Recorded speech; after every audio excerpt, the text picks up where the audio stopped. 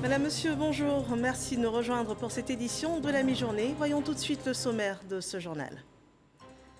En Côte d'Ivoire, les acteurs du programme PALU envisagent mettre fin à la maladie d'ici 2030. Réunis pour faire le bilan des acquis de la lutte contre le paludisme, ils ont établi les perspectives à mettre en œuvre pour les prochaines années afin de parvenir à cette éradication souhaitée. Un nouveau cadre juridique pour l'Office national de la protection civile. C'est un plan pour réglementer le secteur de la sécurité et incendie et du secourisme. Il concerne aussi la formation des populations en cas d'accident domestique.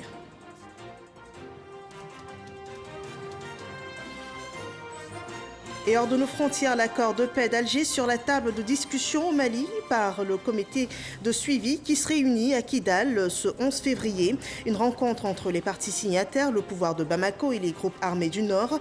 Des diplomates et un représentant de l'ONU sont aussi attendus à la rencontre. Bienvenue dans ce 13h. Nous rappelons que ce journal est interprété en langue des signes et nous démarrons par le processus électoral des législatives. Le ministre de la Réconciliation nationale était en visite hier à la CEI. Kwadio Konan-Bertin et Ibrahim Kuibière-Koulibaly disent vouloir mutualiser leurs actions pour la paix en Côte d'Ivoire. Le président de la commission électorale indépendante dit être prêt à mener à bien sa mission qui est de gérer tout ce qui est susceptible d'affecter ou de consolider la paix en Côte d'Ivoire. Éric Goret. Voici le ministre de la Réconciliation nationale dans les locaux de la commission électorale indépendante à quelques semaines des législatives. Kwadio Konan-Bertin est allé au cœur de cette institution pour prendre des nouvelles. Le ministre de la Réconciliation nationale entend passer en revue toutes les institutions de la République pour bénéficier de leurs conseils qui vont lui permettre d'accomplir sa mission avec brio. Nous sommes à la veille du scrutin des députés. Il m'est apparu donc nécessaire de rendre une visite de courtoisie à la CEI, à son président, pour regarder ensemble tout ce qui est mis pour nous amener à des élections apaisées, de sorte que nous donnions définitivement dos aux troubles et que désormais place soit faite au travail, au développement de la Côte d'Ivoire.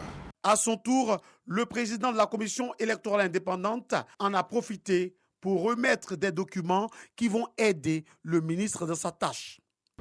Je voudrais donc, à l'occasion de la visite de monsieur le ministre, mon cher frère, ici présent, profiter de cette occasion pour lui remettre les documents qui commandent à l'exécution de notre mission.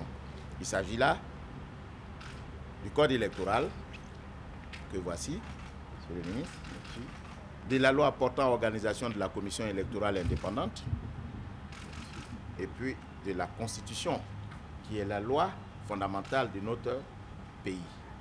Selon Kwadio Konan-Bertin, la réconciliation nationale doit être l'affaire de tous. Et voilà, il faut conjuguer les efforts. Et pour consolider le climat de paix en Côte d'Ivoire, les organisations de la société civile adoptent un code de bonne conduite et d'éthique. C'est un ensemble de règles qui régulent leurs actions durant leur mission d'observation des scrutins électoraux. Le point de Sidonie Davila. Tour à tour, les organisations de la société civile ont signé le code de conduite et d'éthique, un outil d'autorégulation de leur travail en tant qu'observateurs des élections. Observer un scrutin électoral demande beaucoup d'abnégation, mais aussi beaucoup d'éthique. Et pour nous, il était bon que l'ensemble des organisations qui participent à ce travail-là puissent se donner une ligne de conduite de sorte que notre action puisse être paramétrée et que chacun ne va pas un peu dans tous les sens. C'est une grande responsabilité et je pense que c'est une bonne chose parce que ce code-là engage toutes les ONG signataires à une conduite citoyenne et cela les engage aussi à observer une attitude indépendante, impartiale, mais surtout la neutralité vis-à-vis des partis politiques. Tous signataires, les organisations de la société civile se doivent de respecter ce code qui bénéficie de l'appui de l'USAID. Également partenaire, la Commission électorale indépendante, CEI, s'emploie à suivre cette charte et à la vulgariser. La CEI va appuyer en termes techniques, et pourquoi pas les accompagner aussi, si besoin y est, en termes financiers, pour pouvoir vulgariser ce code.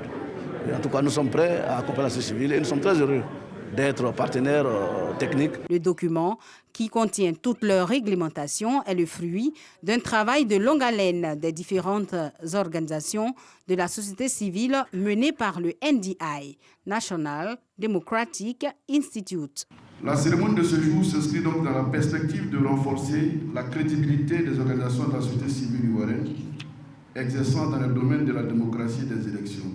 Ce code de bonne conduite apportera à coup sûr, selon les membres des organisations de la société civile, un changement significatif dans la réglementation des élections.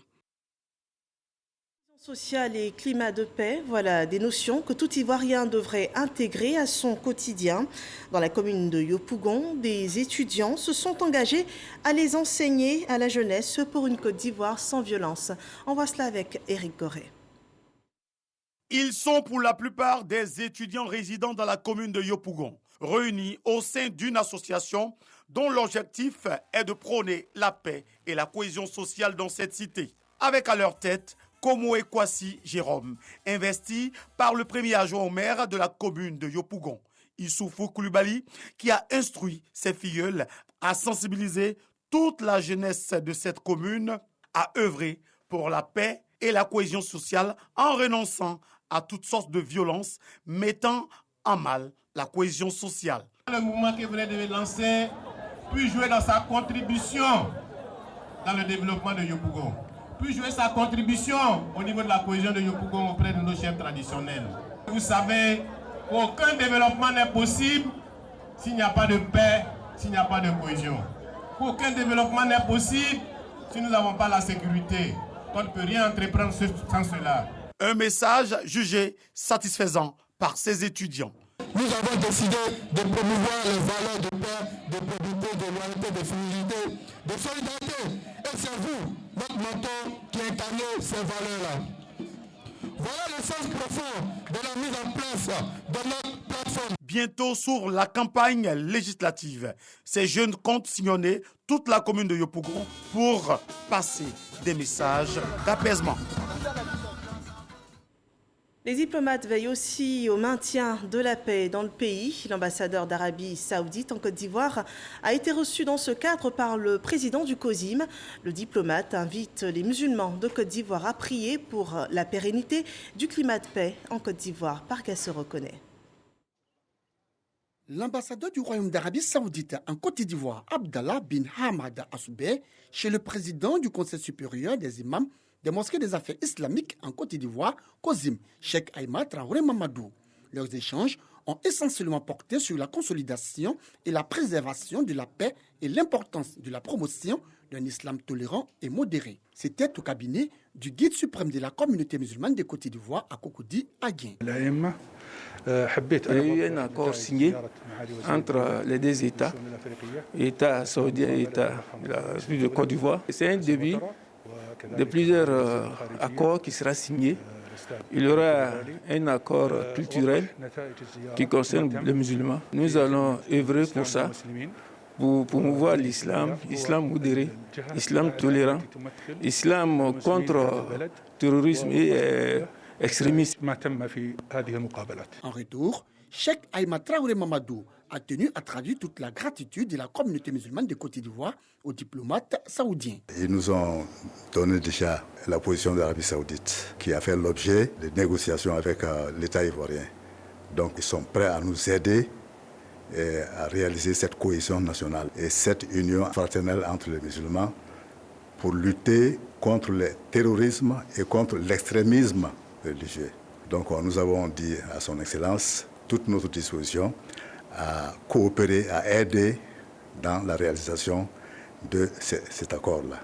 L'excellence de relations de coopération et d'amitié entre la Côte d'Ivoire et l'Arabie saoudite et la question du pèlerinage à la Mecque le Hajj 2021 ont également été abordées au cours de cette rencontre.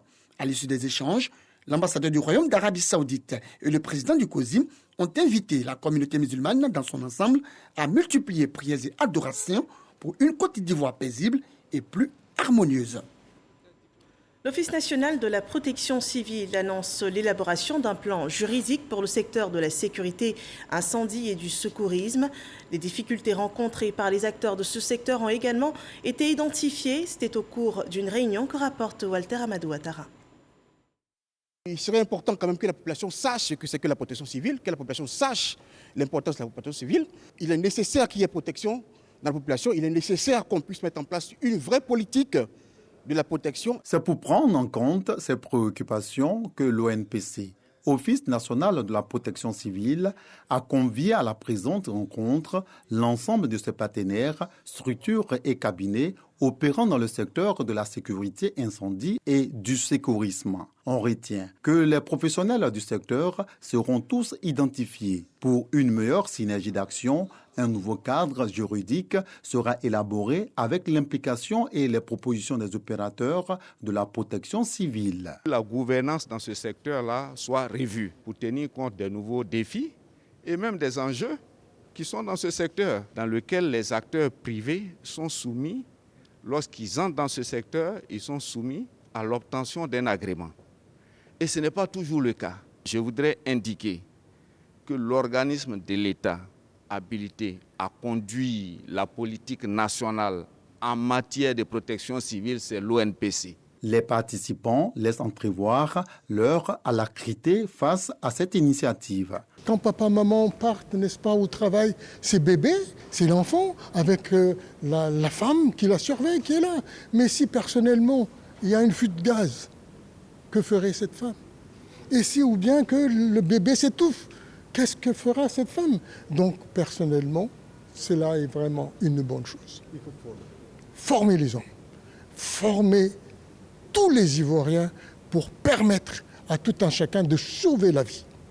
Et certains également ont évoqué les incendies qu'il y en a. Normalement, c'est le premier départ dans les marchés, dans les habitations. Bientôt, 1 an à la tête de l'ONPC, le préfet Gabin Amankou Kassi, au nom du ministre de l'Intérieur et de la Sécurité, a conforté les intervenants à maintenir la collaboration afin que les structures partenaires tirent profit de leur métier en leur permettant d'être davantage efficaces dans la protection des populations. Nous passons à présent au point de l'évolution du coronavirus en Côte d'Ivoire.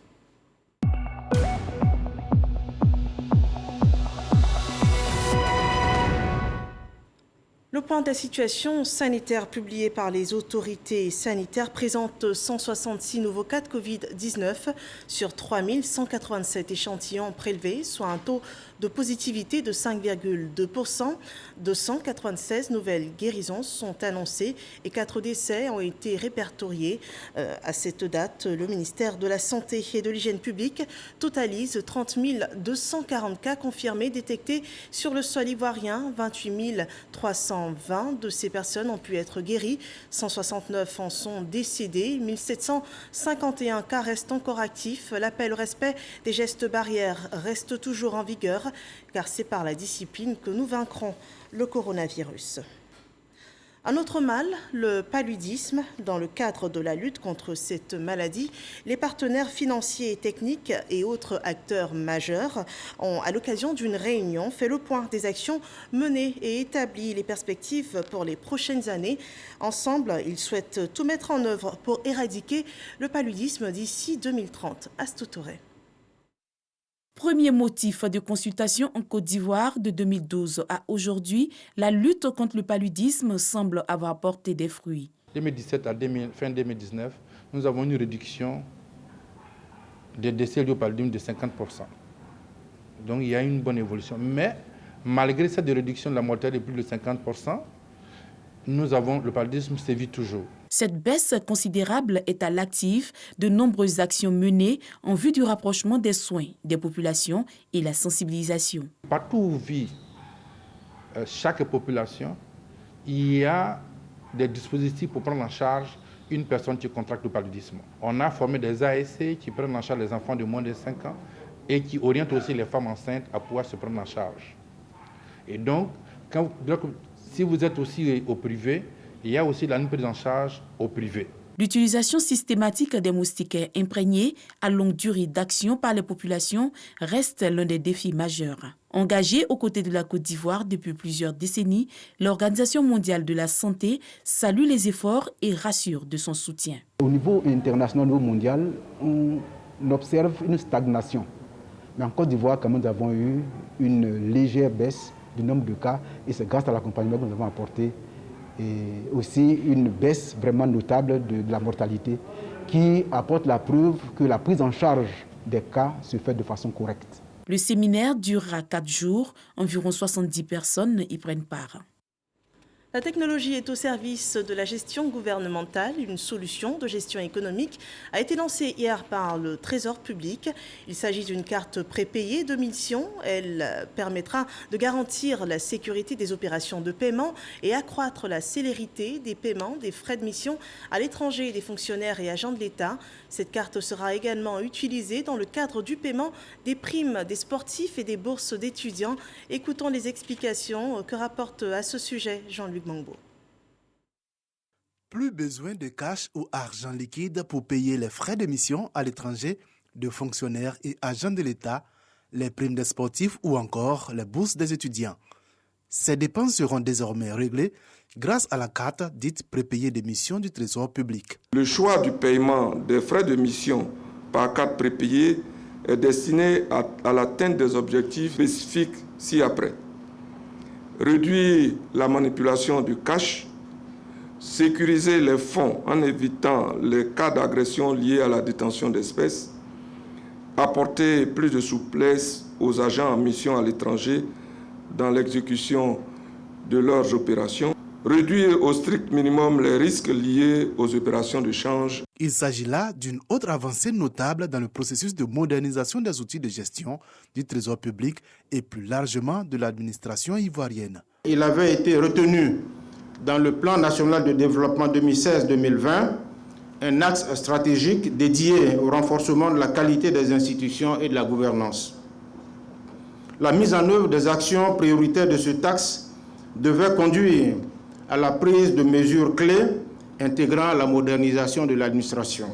Piloté par la Banque nationale d'investissement et un partenaire privé, ce nouvel instrument de paiement a été présenté aux parterres de personnalités présents, parmi lesquels les ministres du budget et du portefeuille de l'État et celui de la modernisation de l'administration et de l'innovation du service public. Dans l'enseignement supérieur, 30 étudiants en télédétection de niveau master ont reçu du matériel informatique. C'est un don du Centre universitaire de recherche et d'application en télédétection. Ces ordinateurs faciliteront les travaux pratiques de ces étudiants, nous dit Sephora Zegui. Au nombre de 30, ces nouveaux étudiants admis au Centre universitaire de recherche et d'application en télédétection CURAT reçoivent un ordinateur, outil indispensable pour leur formation. C'est devenu une tradition depuis 4 ans selon le directeur du centre. Sans l'ordinateur, ces étudiants ne pourront pas travailler.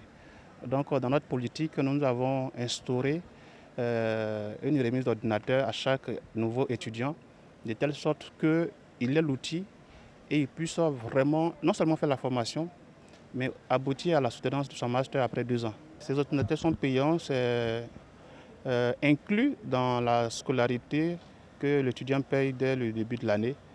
Et il a accès à tout ce qui est comme Internet lorsqu'il est au CURAT. Ces kits informatiques vont permettre à ces nouveaux étudiants de travailler dans des conditions plus optimales. On nous enseigne ici la géomatique et pour pouvoir mieux comprendre cette formation, on a impérativement besoin de l'ordinateur. Je suis vraiment satisfaite d'avoir reçu mon ordinateur aujourd'hui. J'espère que ça va faciliter mon travail et ma formation ici. L'obtention de cet ordinateur me permettra de travailler aisément. Ces ordinateurs sont nécessaires pour le traitement numérique des images satellitaires, la conception d'un système d'information géographique et les recherches. Pour rappel, le Centre universitaire de recherche et d'application en télédétection est un centre d'excellence international qui forme dans la télédétection. On y trouve des étudiants venant de plusieurs pays africains. La filière coton se réorganise dans la région de Gbeke. Les accords sur la rémunération des organisations professionnelles agricoles sont renégociés. Après 10 ans de mise en application, les termes établis entre les sociétés coopératives et sociétés cotonnières n'étaient plus appropriés aux réalités de la filière. Soro Corona nous dit davantage sur ce nouveau traité.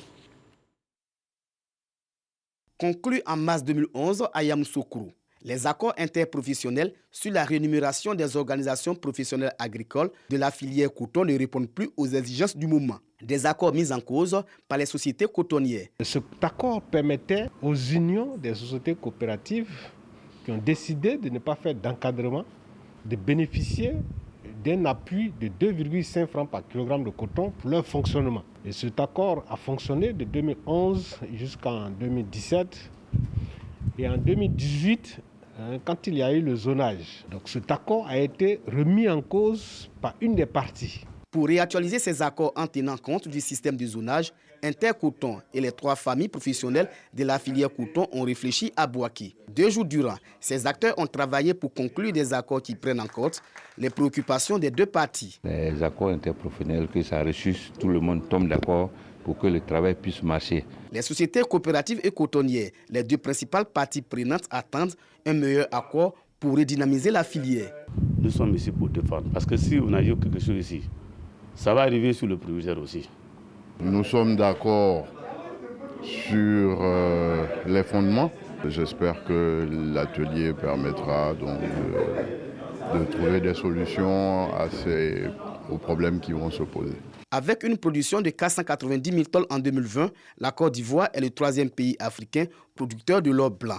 Une production qui doit atteindre les 500 000 tonnes cette campagne cotonnière 2020-2021. Nous restons dans le Gbeke où les acteurs de la filière cajou ont été formés pour parfaire leurs méthodes de commercialisation, le respect du prix fixé, les techniques de récolte et post-récolte et la lutte contre la fuite des productions par les frontières terrestres. Ce sont entre autres les notions abordées par cette formation qui intervient, on le rappelle, en pleine campagne 2021 de commercialisation des noix brutes de cajou. Soro Corona. Le prix du kilogramme de la noix de cajou bien séchée et bien triée, ne contenant aucun déchet, se négocie à 305 francs CFA pour la campagne de commercialisation au titre de l'année 2021. Pour le strict respect du prix et la lutte contre l'exportation illicite par voie terrestre vers les pays limitrophes, le Conseil du coton et de l'anacat met les bouchons doubles. Les membres des comités d'éveil pour la commercialisation des régions de Gbeke, de Lifou et du Bélier réfléchissent pour une meilleure campagne. Plusieurs dispositions pratiques sont prises pour mettre hors d'état de nuit les pisteurs et acheteurs véreux. On exige que les acheteurs puissent remettre un reçu aux producteurs, même si c'est 1 kilo qui a été acheté. Il y a Bouaké, il y a Yamoussoukro et il y a Bonoukou qui peut recevoir des magasins des exportateurs pour rapprocher un peu les acheteurs de ces exportateurs. Mais tout chose aussi qui va éviter que le port soit engorgé. Les producteurs saluent le prix de 305 francs CFA. Pour le maintien de ces prix, les premiers responsables des sociétés coopératives appellent les producteurs à la patience tout en évitant de brader leur production. Moi, je souhaiterais que le Conseil est très bien placé de faire le suivi pour que vraiment les prix soient vraiment respectés. Je lance appel à tout le monde qui n'a qu'à être patient pour que vraiment les choses puissent aller en avant. Les acheteurs agréés, eux, s'engagent à travailler en étroite collaboration avec les exportateurs pour le respect du prix plancher. Je pense bien que le prix sera respecté parce que le prix qui a été donné cette année, vraiment, c'est un prix abordable. C'est un prix qui est abordable, même, je peux même dire, relativement au revenu de l'acheteur, qui peut même se défendre avec son revenu en attendant que ses partenaires exportateurs puissent le financer. En 2020, la production nationale de l'or gris s'est établie à 848 700 tonnes. Pour 2021, le Conseil du coton et de l'anacad table sur une production de 900 000 tonnes. Dans le nord de la Côte d'Ivoire, les jeunes du district du Dinguélé s'unissent pour le développement de leur localité. Pour mieux orchestrer leurs actions, un président de coordination a été désigné, Issa Tchounayeo. Le district du Dinguélé, comprenant les régions du Kabadougou et du Folon, regorge d'énormes potentialités pour son développement. Pour assurer justement ce développement, les fils et filles de ces 2 régions décident de parler d'une seule voix et d'unifier leurs forces. Et cela à travers la coordination nationale, la jeunesse du Denguélé, CNJD. Dans le Denguélé, nous avons 22 sous-préfectures. Il est bon d'abord, dans un premier temps, de fédérer ces associations pour que la jeunesse d'abord de Kabadougou et du Folon se mette ensemble. Cette rencontre des jeunes à Abobo permet à des cadres de partager leurs expériences de l'entrepreneuriat avec les jeunes. Entreprendre, ce n'est pas facile. Tout le monde ne peut pas devenir PDG, tout le monde ne peut pas devenir DG, mais c'est en force de persévérer qu'on peut arriver là où je suis aujourd'hui. C'est dans cette même commune que j'étais à Pontic-Baka. Je suis là aujourd'hui pour témoigner aux gens qu'on ne peut pas être zéro et devenir héros. Quand ces jeunesses donc de ces deux régions se mettent ensemble, nous pensons que c'est une harmonie qui est recherchée, c'est une cohésion qui est recherchée et c'est le développement. Et ça permet aux nouveaux cadres, donc à la nouvelle génération, de se connaître, d'impacter toute la zone par leur action. La jeunesse envoie un sang nouveau au combat, donc à chasser la pauvreté et nous orienter vers l'industrialisation. Les jeunes saisissent cette opportunité pour inviter l'ensemble de la population à la cohésion, gage de tout développement. Cette rencontre des jeunes du district du Denguélé s'est achevée avec la prestation d'artistes.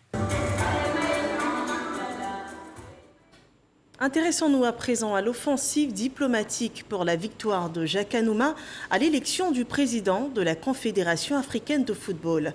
La promotion auprès des pays africains de cette candidature par les autorités ivoiriennes va bon train et au nom du chef de l'État Alassane Ouattara, le ministre Albert François Amichia a échangé avec les présidents guinéens et sénégalais. Walter Amadou Ouattara.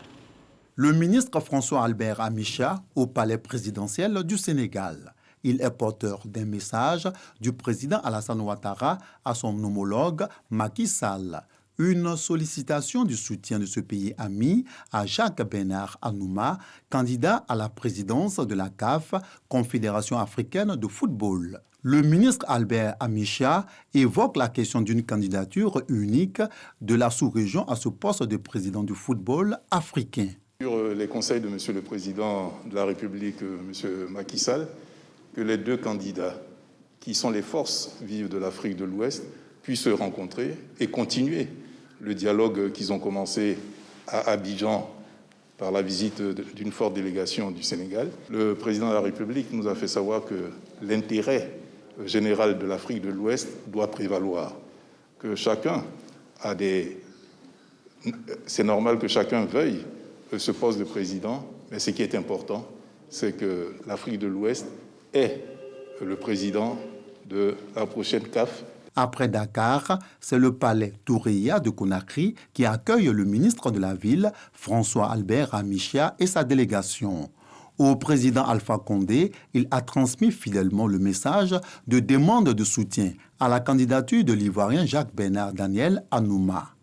La partie guinéenne a rassuré les autorités ivoiriennes. Candidat de la Côte d'Ivoire, et heureusement, nous le connaissons, il a beaucoup fait dans le football de la Côte d'Ivoire et le ministre même qui vient de conduire la délégation est un ancien ministre des Sports. Donc nous nous connaissons, nous sommes sûrs que le président Alpha Condé sera attentif et nous allons lui expliquer les raisons peut-être de soutenir le candidat. Mais le dernier mot revient toujours au chef de l'État, le professeur Alpha Condé. Cette mission de promotion du candidat Jacques Anouma porté par le gouvernement ivoirien, se poursuit. Après le Sénégal et la Guinée, cap sera mis sur la Gambie, le Libéria, la Sierra Leone ainsi que le Cap-Vert. Dans l'actualité à l'international, le comité de suivi de l'accord d'Alger doit se réunir à Kidal ce jeudi 11 février. C'est la première fois depuis 2015, date de la signature de ce texte, qui a mis un terme à la guerre civile, que ce comité se retrouve dans cette ville du nord du Mali avec ce CSA. Bamako veut envoyer le signal d'une normalisation. La rencontre est entre autres l'occasion de clarifier la situation de la ville. Cette réunion intervient quelques semaines après la visite d'une délégation ministérielle malienne à Kidal. Des diplomates africains, européens et un représentant de l'ONU sont attendus à cette rencontre. Nous terminons ainsi cette édition d'information. Merci de votre attention. Restez sur RTI 1 à 15h, le point d'information des régions et à 18h, l'actualité d'ici et du monde. Portez-vous bien.